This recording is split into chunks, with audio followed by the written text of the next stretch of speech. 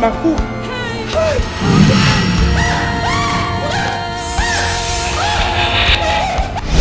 Why is this happening to me?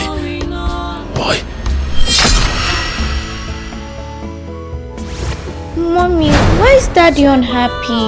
Did you both quarrel again, or does it have to do with having us as female children? Give me a son that will sit on this throne and join my ancestors! Give me a son! That's my appetite!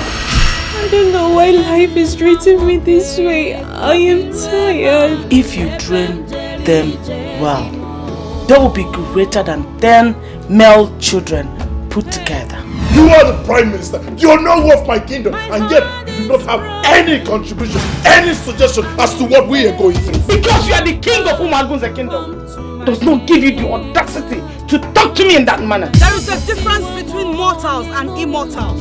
You know the stuff I am made of. I won't tell this to anyone, and I will. Do not touch that baby. What do you want from me? Surrender the baby now. Why can't I have a son? Why? A question has been asked and an answer is required.